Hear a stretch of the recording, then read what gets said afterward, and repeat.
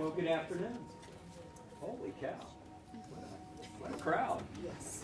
My name is Ken Rice, and with Jeff Ashby in the back, we co-direct the Center for the Study of Stress, Trauma, and Resilience. And we are just delighted to have you here today as part of our speaker series. We are also sorry that we didn't bring more food. It's Jeff's fault. Somebody to blame. Before we get started, I wanted to, speaking of food, give a shout out to our department that ordinarily provides enough food for these presentations, but this time did not. But I'll still say thank you to them for providing what they did. Also a shout out to our college public relations folks like Claire and Angela for getting the word out on this presentation, and Seal for coming in and doing the video recording today. So I'm delighted today to introduce to you Dr. Stephanie Evans. She is professor and director of the Institute for Women's, Gender, and Sexuality Studies at GSU, just down the road from us. Before coming here, she was a faculty member and had administrative appointments at Clark Atlanta University and at the University of Florida.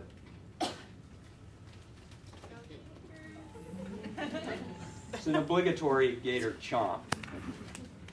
Sometimes so. It's Georgia. We're outnumbered. She has her doctorate in African American Studies from UMass at Amherst, where she also received a certificate in Feminist Studies. Her dissertation is, if I can remember the title, something like Living Legacies, Black Women, Educational Philosophies, and Community Service, 1865 to 1965. Oh, I So can't remember that the was title. my That's reaction. fantastic. Wow. Very cool. Oh, I was reacting to the years, but I guess I can react to having remembered the name of the So around 8 books, and 3 of them single-authored texts and numerous publications later, you really do get the sense that for some time now she has been immersed in the topics, at least some of the topics that you'll talk with us today about. So we're just thrilled that we have such an expert. The other reason that I'm thrilled is that we are on the eve of African American History Month, and it seems hard for me to imagine that we could have a better speaker. It's right on the verge of African American History Month, so that's very cool. She has an integrative scholarship history. It blends some really cool things like history and healing. She has a relatively recent book on Black women's mental health that I would recommend. And if you are struggling with how to get hold of this book, she's showing it here. It's also available as a PDF in our GSU library, so it's really easy. It's a few points and clicks, and you're there. And I would recommend that you read it. Gosh, I think with that, please join me in welcoming Dr. Evans. Thank you, Dr. Rice and Dr. Ashby, for the opportunity to, as you all say here, get the word out about stress and stress management. I am so pleased that so many of you are here. I would like to think it's because of the interest in the talk, but I also am aware that we are all operating on multiple levels of stress, right? And so I am so excited to share with you what I have to share with you. You're not going to believe some of this stuff. So the main message, the takeaway message, is the hashtag historical wellness. African American women have a history of wellness. That is the total takeaway message. Here you'll see a picture of Rosa Parks practicing yoga at a public event. Now, before this picture, this flyer, or in the last recent months, how many of you knew Rosa Parks practiced yoga? Okay, a couple of people. I was in a room in December 2018, December 2018, of Black women historians. This was the 40th anniversary of the Association of Black Women Historians, and it was the same number, 1 or 2.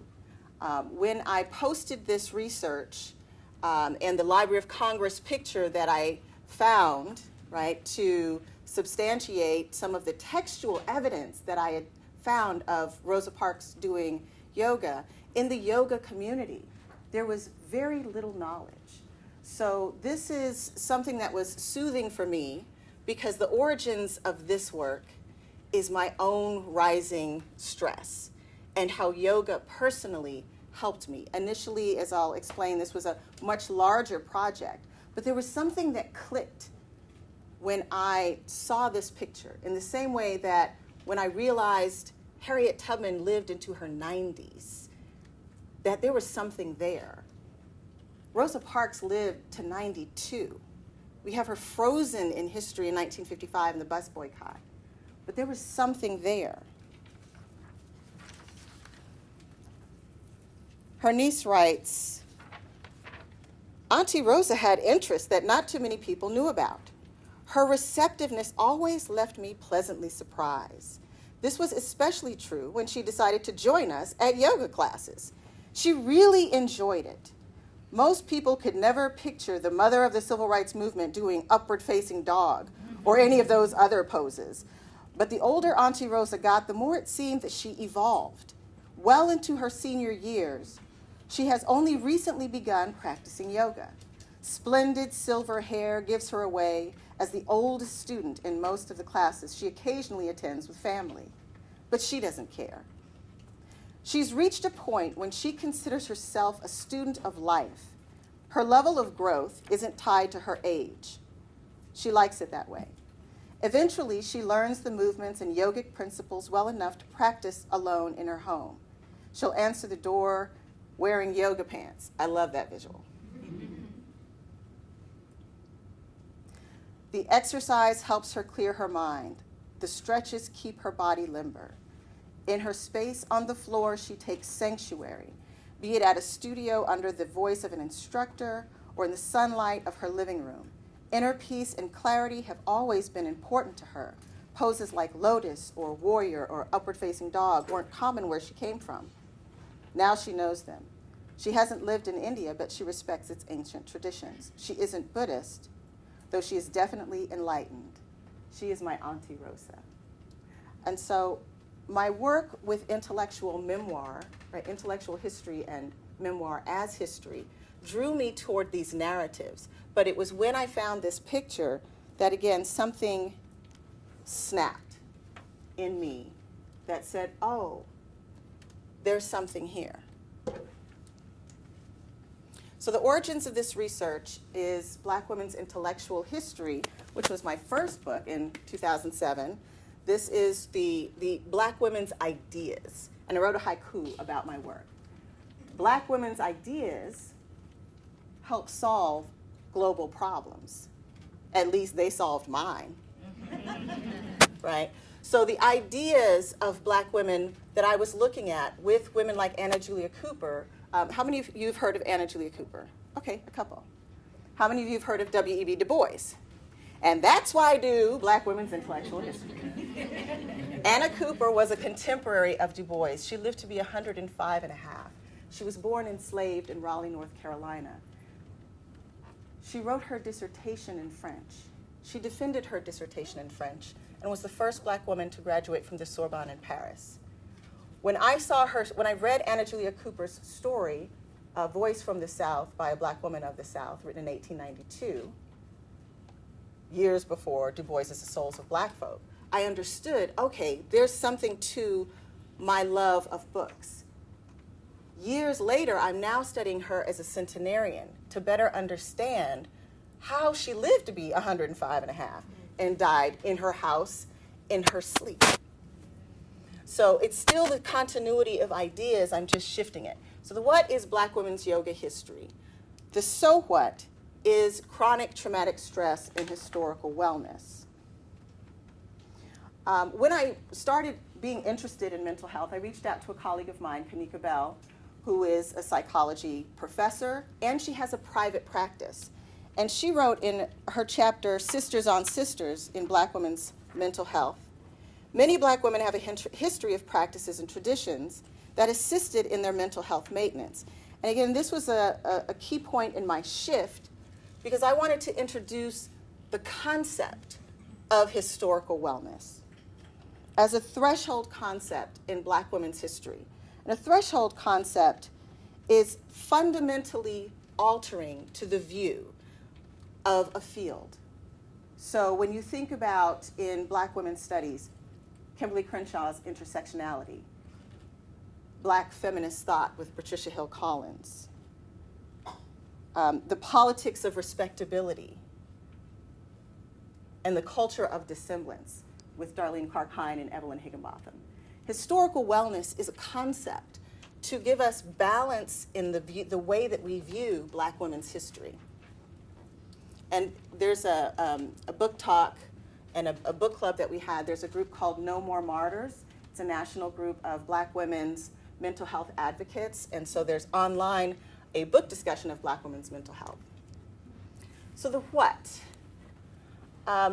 If you look here to the left, there's the first picture that I recovered from the Library of Congress in 2019, in June of 2019, a day before my 50th birthday. That was a big birthday present for me.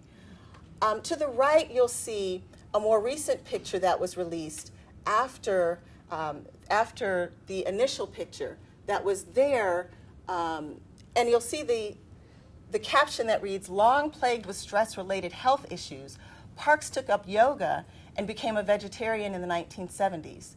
Here she demonstrates the bow pose." So I just turned 50, and when I found this, I was overjoyed and elated, and I tried the bow pose. Didn't work so well. But here, what's most important is thinking about, in this historical context, not only did Rosa Parks practice yoga, she was teaching yoga. The deaconess of an AME church was teaching yoga and obviously proficient in what she was doing. The way that I tell the story is narrative portraiture. Patricia Bell Scott has a collection, the first collection of Black women's memoirs called Flat-Footed Truths. And she says about a picture of her mother that her mother told beautiful and ugly and healing truths.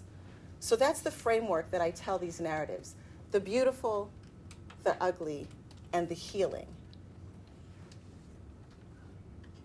The beautiful for Rosa Parks is we know that she was born in 1913 in Tuskegee, Alabama, and she was from a family of activists. So not only was she not just tired on the bus that day in 1955 in the Montgomery bus boycott, she came from and she married an activist, Raymond Parks. And so the beautiful of her story is the complexity and the longevity of her public activism, but also the ugliness that she went through, not just publicly, but privately.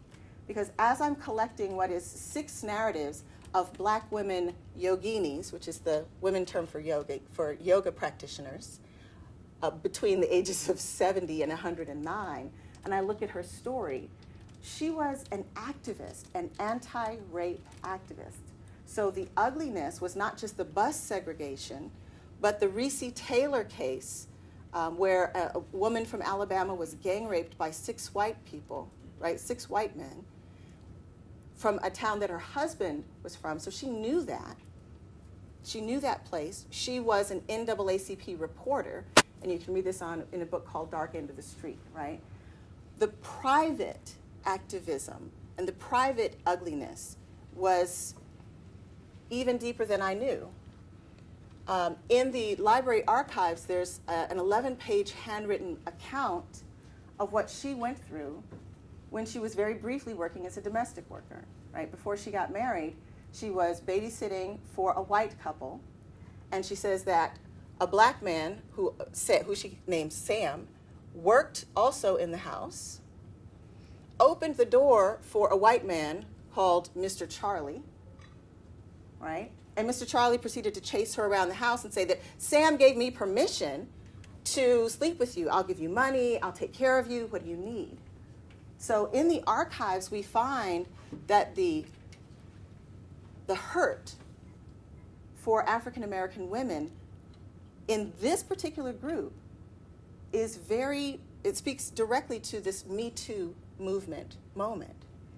So the healing, how are we tracking Black women's stress at a micro, meso, and macro level? Not simply personal stress, not simply public stress, but historic traumatic stress, chronic traumatic stress is part of this story of why yoga is so important, right? So historical wellness doesn't mean that everyone is healthy. It means that you go through all of these traumas and you find ways to help your body deal so that you can live to be 92.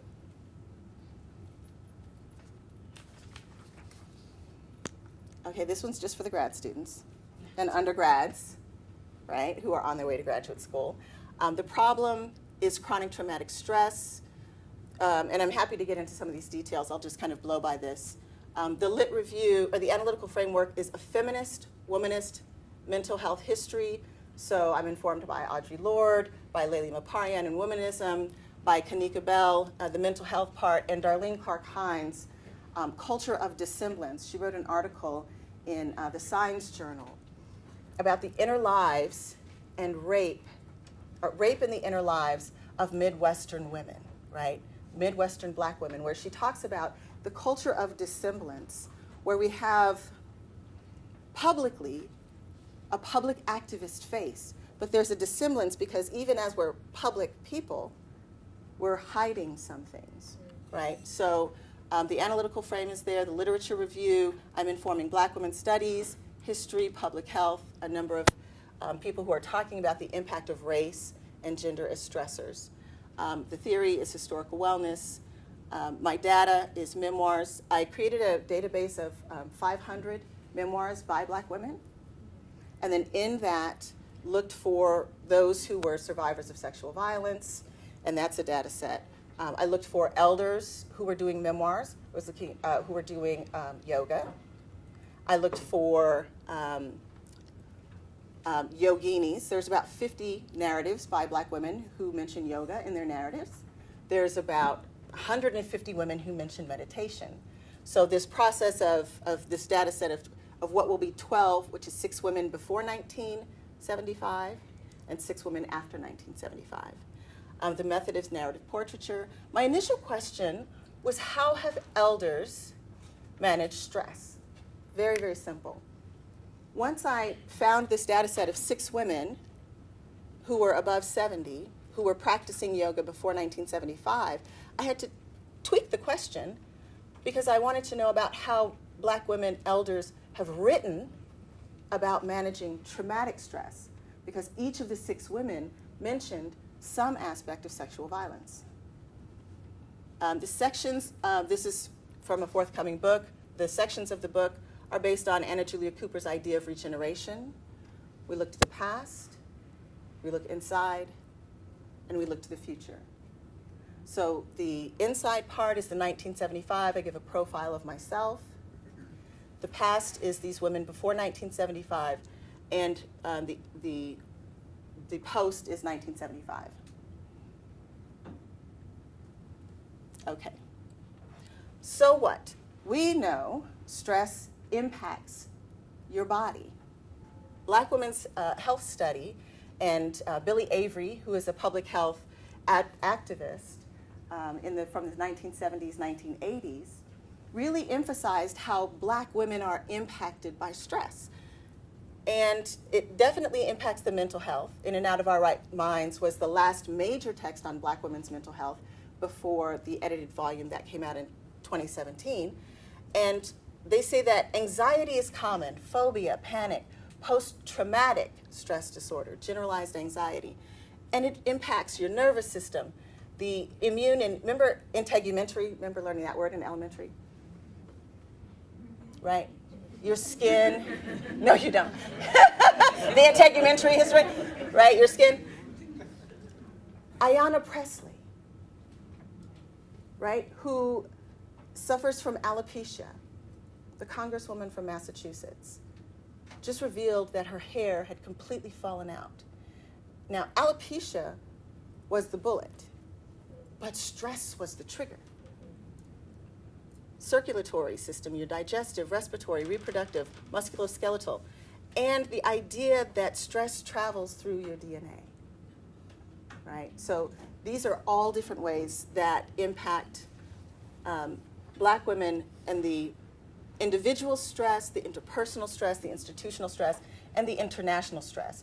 We are all impacted by what's happening nationally, right? After 2016, the stress level of the nation just went berserk, right? And now on a global level, all of these things are happening. And if we're interested, these are kind of my references for stress. So what? Historical wellness. Here's a picture of Sadie and Bessie Delaney. How many of you have heard of the Delaney sisters? Okay, right. Excellent. So they lived to be 109 and 104. 109 and 104. They started practicing yoga at age 60. And here they are. We've been doing yoga exercises every day for about 40 years. And we'll talk about the details later. But Sadie and Bessie at 102 and 101. The historical wellness is about inner peace. It's not simply about physical movements. This is interpersonal intelligence.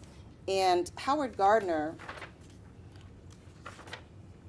in the theory of multiple intelligence, says that there's 8 ways that people are intelligent. Interpersonal, right, between people. Intrapersonal, inside. Logical, mathematical, naturalist, spatial, body, kinesthetic, linguistic, and musical. So usually when we're testing intelligence or genius, we test for, what's on the GRE, right? This level of intelligence. But he writes about intrapersonal intelligence. At its most advanced level, intrapersonal knowledge allows one to detect and to symbolize complex and highly differentiated sets of feelings. One finds this form of intelligence developed in a novelist like Proust, who can write introspectively about feelings, in the patient or therapist who comes to attain a deep knowledge of his own feeling life, and in the wise elder who draws upon his or her own wealth of inner experiences in order to advise members of this community. When the Delaney sisters wrote their narrative, they were explicit about wanting to pass on knowledge about longevity, about living a good life. So my beautiful, ugly, and healing story. This is my passport picture. I was an Air Force brat. I'm from DC, but traveled everywhere. We moved to Germany when I was 7. And that's me in my little dance, unified. That's my check that I won for the dance competition, right? When I was 7 or 8. And this is a letter when I was 3 that I wrote to my grandmother after we moved from DC to Albuquerque. So I've always been a writer. And when I was getting ready to drop out in my first year of graduate school, I went to visit my grandmother, and my grandmother said, "Baby, you a writer. You've always been a writer. You didn't draw me a picture. You wrote me a letter." So that's kind of an overview of why I write so much. It's just kind of what I do. The ugly, I am a survivor of several different types of sexual violence. I work with survivors of sexual violence. If we're talking 1 in 3 women reported, right? African American women, disproportionate stress levels. This is specifically the target population, right? My target audience. And it's my personal story as well. This is a collection of poetry that I work with a local Youth Spark program, and it's a fundraiser for the summer program for Voices. My healing history, I've always been like hypnotherapy, massage therapy, cardio kickboxing, comedic yoga, Yoga Alliance. And even though I didn't know what I was doing with my dance stretches, yoga, when I started to practice, has always been in my life. If you bend over and touch your toes, it's not necessarily that you're practicing yoga, but we can't just view the idea of yoga, as I'll show with some of the historical narratives, as this system that we learn from gurus. So yoga is an American trend.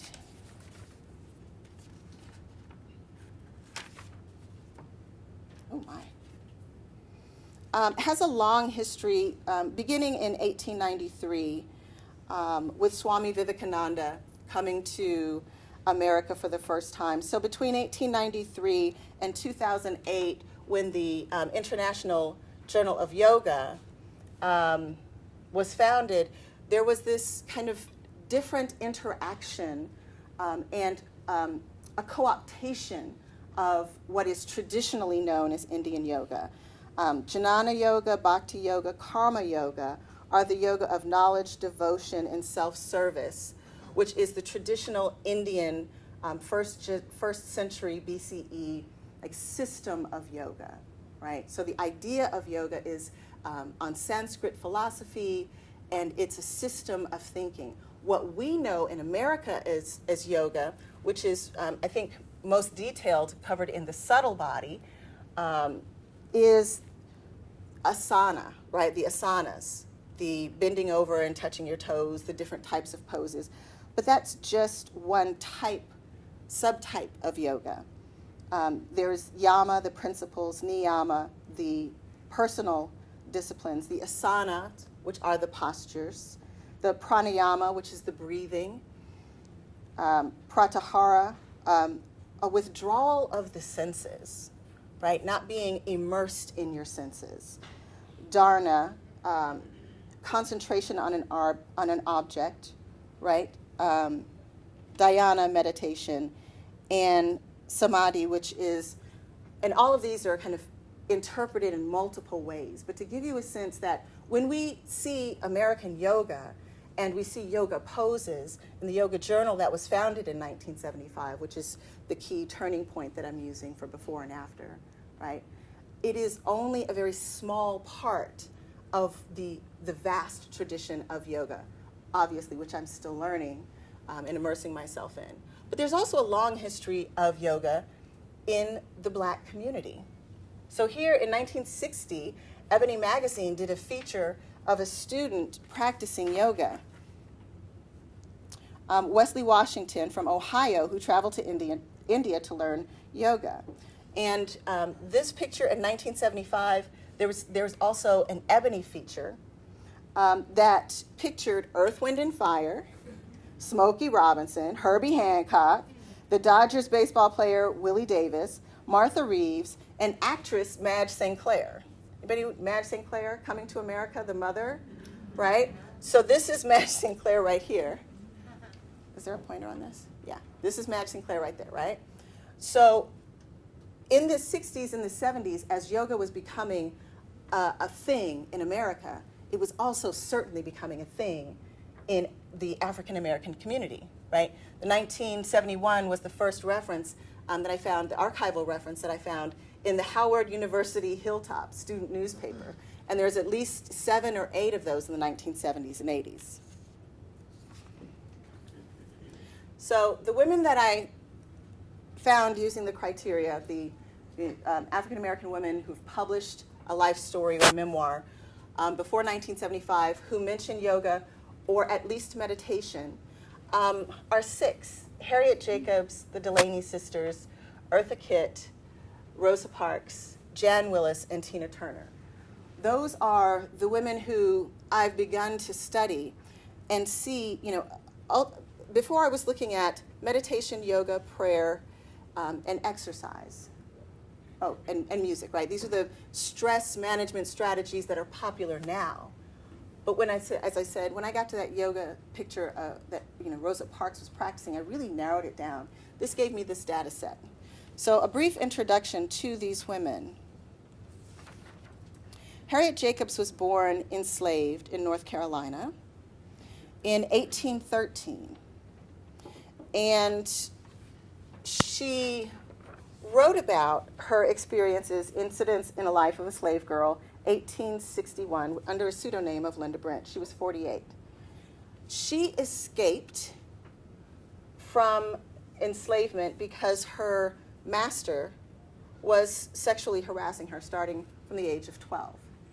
So strategically, she chose a lover who was a lawyer next door and had 2 children. The reason why she ran away was because her owner had threatened, because she wouldn't give in to his sexual advances, to sell her children. And she said, okay, I'm not going to do that. She hid in an attic for 7 years. Her uncle had built a 9-foot by 7-foot by 3-foot crawl space in her grandmother's attic. So she escaped, hid in the swamp and a couple of different houses, and then moved into this crawl space where she stayed for 7 years.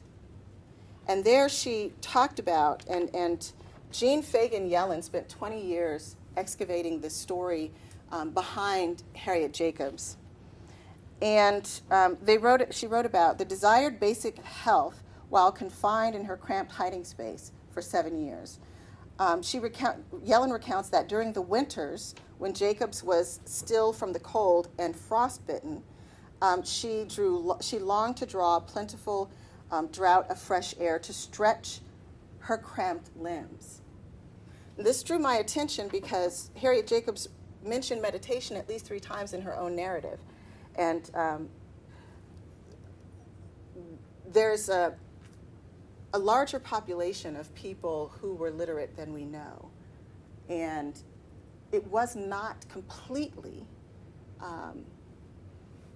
unheard of for someone to be taught to read and write, right? So Harriet Jacobs was able to read and write from the time that she was 6.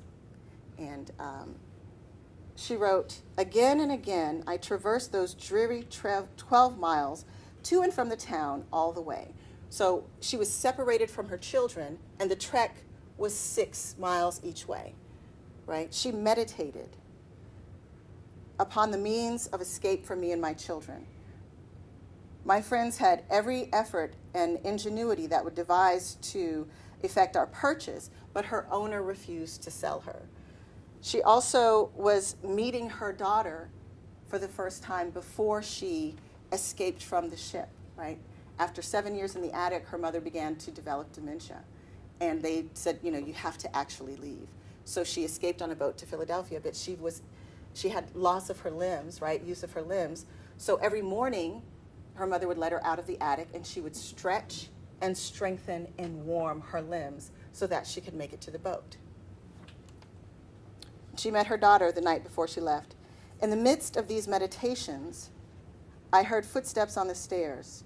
The door opened, and my Uncle Philip came in, leading her daughter by the hand. I put my arms around her, and she had to then explain to her children that she'd seen them grow up. She had to go away. Eventually, her children were purchased by Sawyer, who was their father, right? And friends of Harriet Jacobs purchased her freedom, which she was not really pleased about, because you shouldn't have to purchase something that is given by God, right? In her narrative, you learn all of these things, the beautiful, the ugly, and the healing. The Delaney sisters were also born in North Carolina and were one of 2 of 10 children who were all doctors, lawyers. These were the professional class. They learned yoga through the television, right? In the 1960s, there were a couple of shows that began to be televised for decades. And so when their mother moved in with them, they had moved to New York. When their mother moved in with them, the mother started to hunch over. The mother was 80 at the time.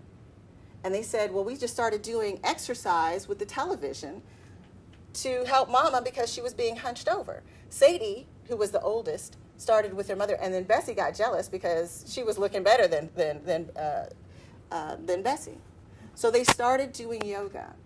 But reading this narrative, you see about the stressors that these two experienced. Sadie was a teacher. Bessie was a dentist. They both went to Columbia University. On the train trek from North Carolina, Sadie talks about an incident in a train station where a white man assaults her, right? She's in the colored ladies' waiting room, and a white man sees her through the window, comes in, and then starts demanding that she have sex. The other 2 African-American women who were with her ran out the back, but she stood her ground with this man who was drunk and screaming and demanding sex. And then when she refused his advances, he went out and he said, this nigger bitch insulted me. And this was in the 1920s, right? Lynchings were happening. And so it was dangerous for her to resist and refuse. There's all sorts of ways that we are assaulted in public, right? For Bessie, when she was in dental school, she recorded how some people did not take her serious as a dental doctoral student, right? They just wanted to date her or pinch her.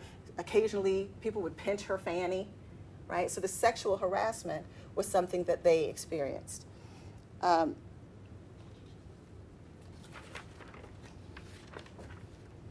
Kitt. Eartha Kitt was born in North South Carolina and died at the age of 81. We know her as a personality, but she wrote 4 memoirs. Thursday's Child in 1956 at the age of 31, Alone with Me, a new autobiography in 1976, I'm Still Here, Confessions of a Sex Kitten in 1991, and Rejuvenate, It's Never Too Late in 2001 at the age of 74. So Eartha Kitt entered New York City to visit, to live with her aunt after she was in danger of not surviving her childhood in South Carolina. Her mother abandoned her because of her skin color. She did not know who her father was, who was a white man, who she may or may not have met one time. She wasn't sure. So she was being abused so badly that they sent her to New York. In New York, she had food, she talked about food instability and how her aunt would use food against her. She talked about the boys that she went to school with. The idea of re-victimization is really explicit in her story, that a taxi driver, a blind date, someone she was just met in one of the boarding houses, right? The recurrence of violence. So it wasn't just one time. And how important it is then that we see her as a sexual being. Eartha Kitt, who was Catwoman on Batman, was very explicitly sexual. And how much, if we look at Audre Lorde's ideas of reclaiming one's sexuality despite victimization, how much that is a part of the narrative as well. Eartha Kitt was a Dunham dancer, right? She was discovered by Catherine Dunham, the mother of jazz dance in the 1940s. And so that was one of the ways that she used her body and her physicality. She was also a singer and an actress. But she did not explicitly mention yoga in her work, right? But she did mention meditation in several ways. Some who know me only from afar may think that the body has always been my first priority. Au contraire. I love the brain no less than I love the body, perhaps more, if truth be told. When the two are functioning well in concert, there is nothing in the world more exciting. So I strive to make my body love my mind and my mind love my body, keeping the spirit vigorous as a consequence.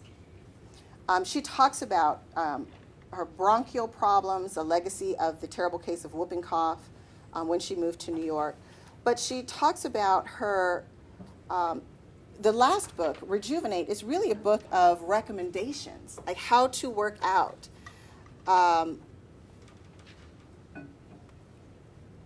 She talks about house cleaning and standing in line at a grocery store, and how you can use your body actively every day, every moment, and engage nature by looking at, she was an avid bird watcher.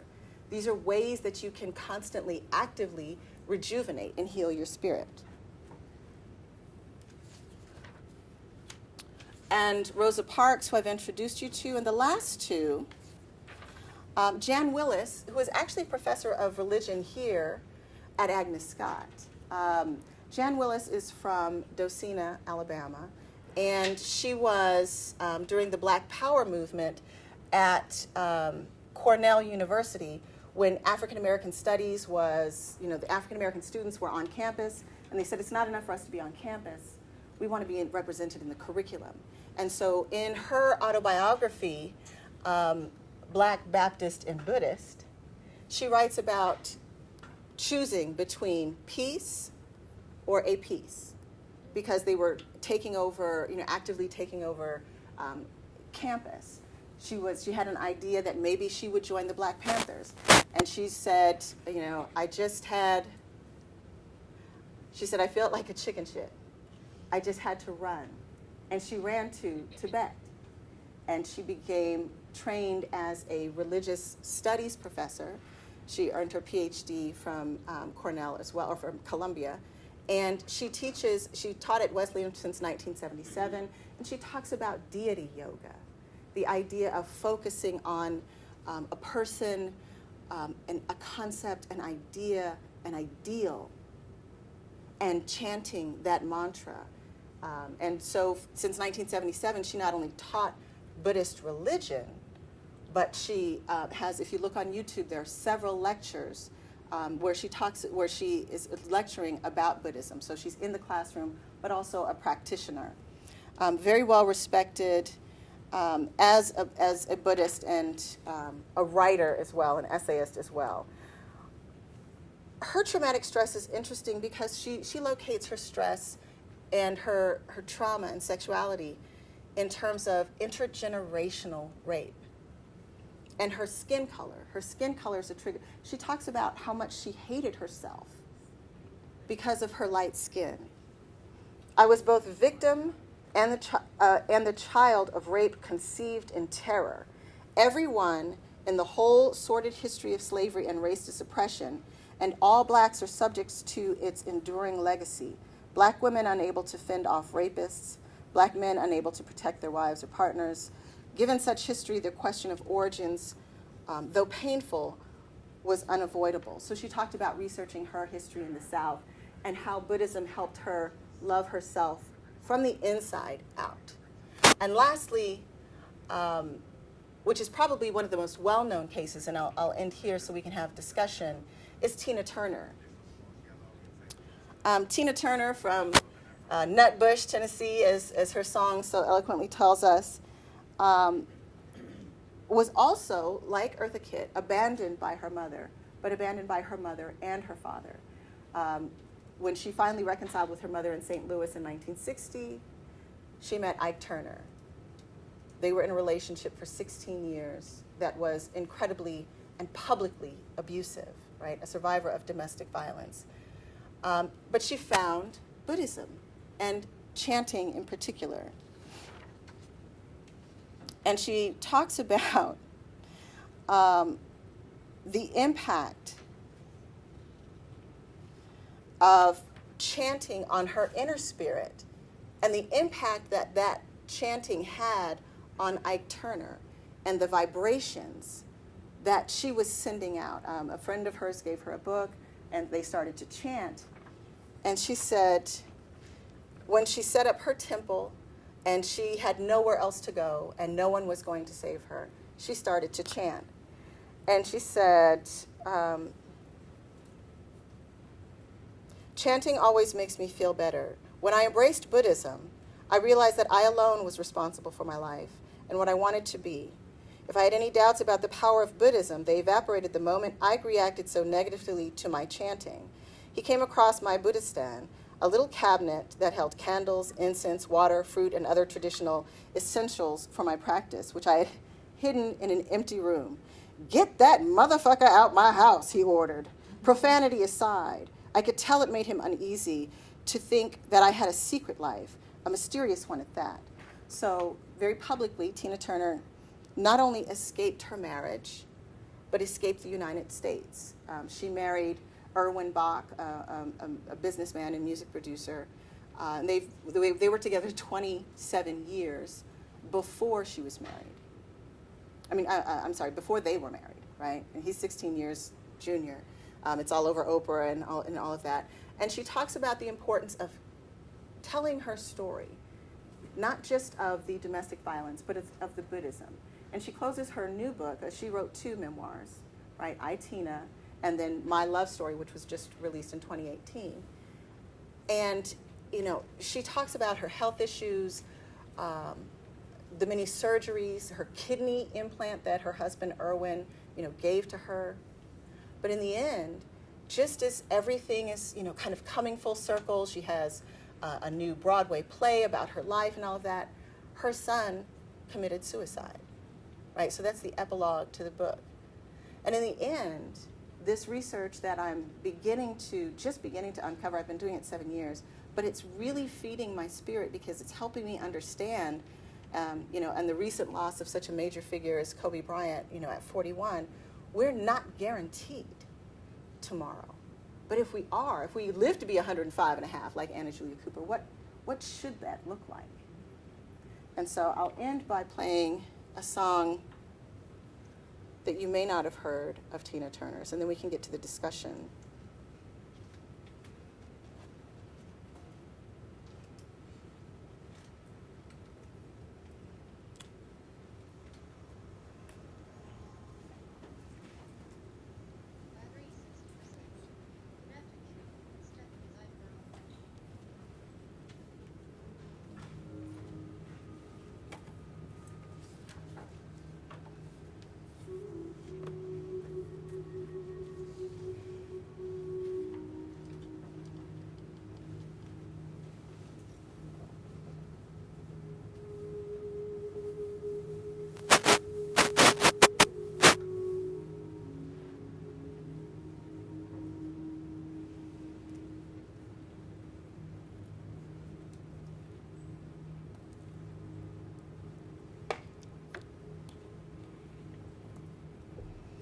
And I invite you to roll back your shoulders, take full advantage of this, put everything down. There are no notes to take for this part. Maybe check in on your feet, your ankles, your knees, your hips.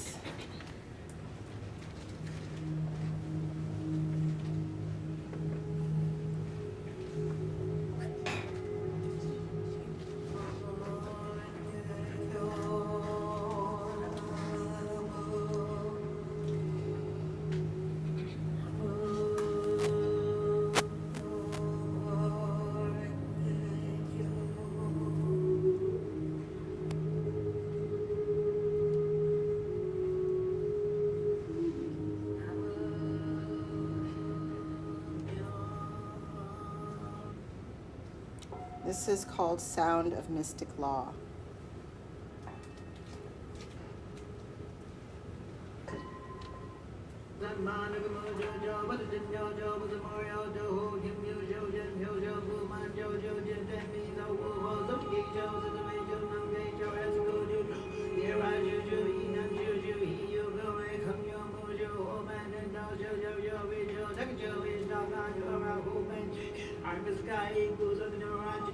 And I will close so that we have at least a little bit of time for discussion. And I will say thank you, and thank you.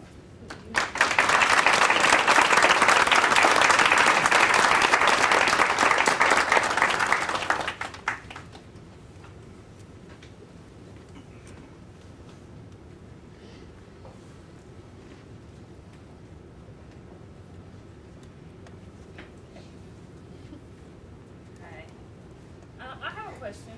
With your book, I think in the beginning you said you had 12 cases that you're looking at, and today you showed us 6. Is that correct? Yes. Okay. For the cases that you're looking at, one thing that came to mind with me just looking at the images is the relationship between, I guess, colorism or color, and the experiences of sexual trauma and utilizing these methods to deal with sexual trauma. Did you find any relation between that, or have you explored that aspect? And I say of most of them, right? Because I know some of them are not light skinned, but some of them are. And the ones that you gave the history of and this idea, not only that, what I was also thinking was this the stereotype of Jezebel, because you gave an account of a number of people being approached by white men and that stereotype of the Jezebel and the impact with colorism and all that. Well, it's definitely there. You definitely see it in Eartha Kitt, who in several interviews talked about the pain of her mother choosing her man over the daughter when she's like, he said, "Get that yellow gal out of my house." Right, that stayed with her. Jan Willis specifically talks about, and she was invited today but was unable to attend, but I have had direct contact with her. That is definitely there. But then you have Tina Turner, who was in a relationship with a black male. So there's no constants. The other 6, by the way, are listed here. The criteria that I used for the second 6 was based on, after 1975, was based on the first 6 for 1975, right? So Patrice Games, Pam Grier, Deborah Santana, Jennifer Lewis, Queen Latifah, and Aisha Shahida Simmons are between 50 and 70 who mention, because by after 1975, you get a lot more, there's, like I said, 50 narratives. And so the colorism aspect is definitely there in some, but that's not a cause. The traumatic stress, the recurrence of some sort of abuse is there.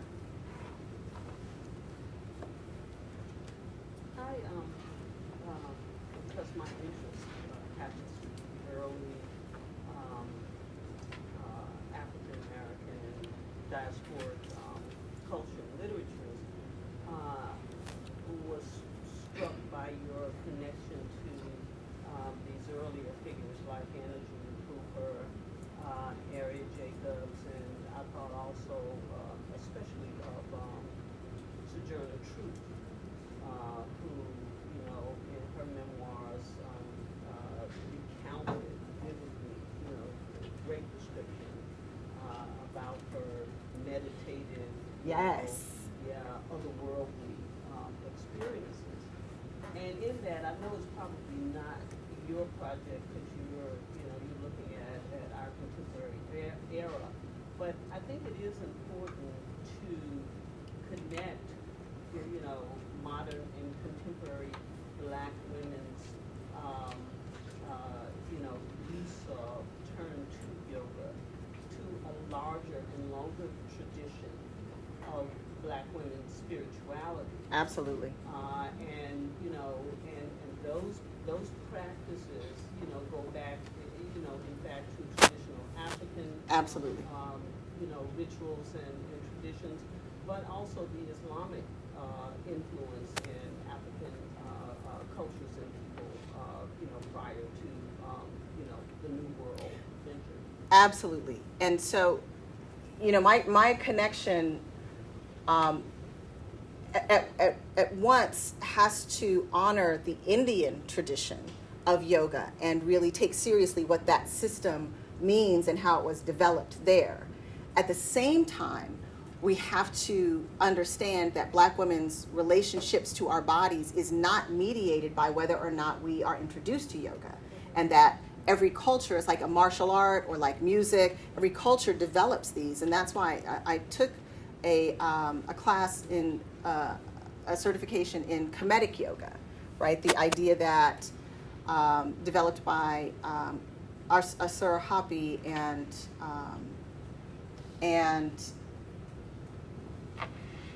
in Chicago in the 1970s, that said, let's look at the Egyptian temples.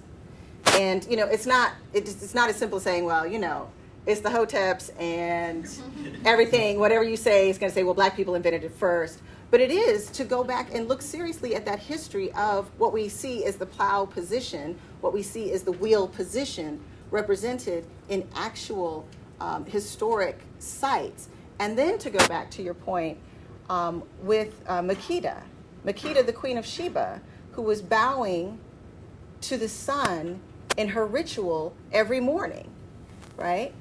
And all of, so I rooted in an African sense of a relationship to our body, at the same time recognizing that it's not simply that this is African, that there are African American women who studied yoga. And to the larger point of spirituality, initially I started off with the 2017 APA survey of how do people manage stress, right? Listening to music, exercise or walking, praying, meditation or yoga. And that was clearly becoming far too large of a project. And that's how, when I saw the yoga picture, I focused in on meditation and or yoga. But the spirituality piece is there. You know, Harriet Tubman talked about, you know, traveling through time and communicating directly with God and you know, all of that as well. So absolutely. What do you think it became, or why was it so important for yoga? Why didn't they do like Harriet Tubman? Why didn't they pray? Why wasn't more yoga? Do you think it's something like with the spirituality, something about the value of that? We are addicted to the Aristotelian, on the one hand this, on the other hand this, either or dichotomies, right? I'm of the mind that it's both and, right? This is Anna Julia Cooper thinking that I am this and that. And so there are many Black communities who are saying, like, I'm not doing that yoga stuff. That's just, we can't do that. But Rosa Parks was a deaconess in the AME church. If you look at that picture, it's more than likely a community center or a church basement. And she understood that there is a relationship. I think yoga is very attractive, and this is the idea that self-care is new, right? We see self-care everywhere. This is historical, and there is something because I would connect it to my own experience by saying I was doing yoga as dance stretches. So Africa, if you look at African mental health and some of the comments about what type of mental health African people are responsive to, right? After tragedies like, Rwanda. Sitting down in a quiet room and talk therapy is not necessarily as effective as dance therapy, as this is what we do when this is how we heal, is singing and music. And so that physicality of the mind, body, and spirit, right? That's what universally is represented, the relationship of the mind and the body and the spirit. Yoga as a system has developed that.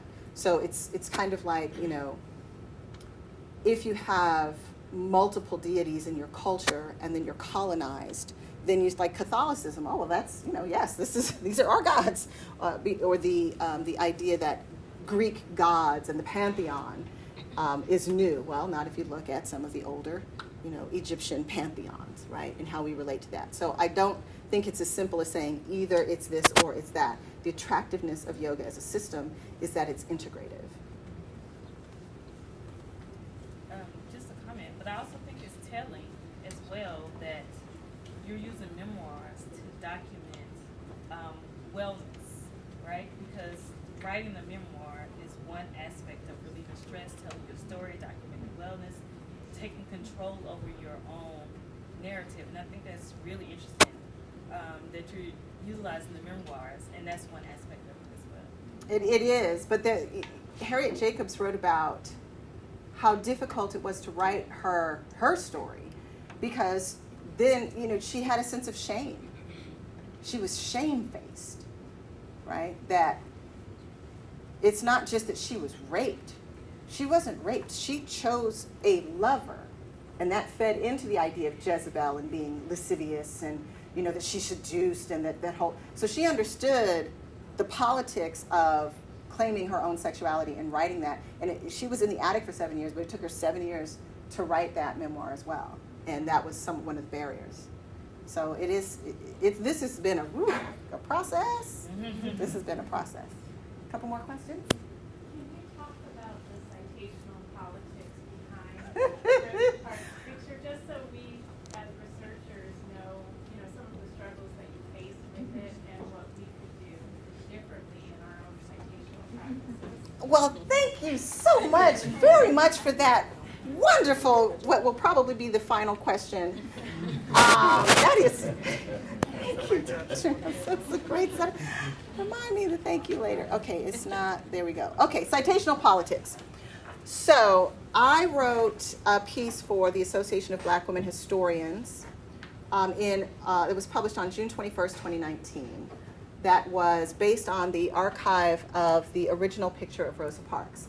At that time, it was available on the Library of Congress website only in a thumbnail picture because the Rosa Parks estate, rightfully so, wants to maintain control over that image, right? So I had to go through the Rosa Parks estate lawyers, the Library of Congress. There was a whole part of finding it, but then researching it and presenting it ethically. 6 months later, the Yoga Journal, which has it's like a 2 million followers, posted it and then cited another source. In December 2019, Rayburn came out with a book that had this picture with the bow pose. And by that time, the archival picture had been released along with a note that Rosa Parks was writing about her, kind of instruction notes. So I had to correct the Yoga Journal because, and this is, we're at Georgia State and we talk about college to career.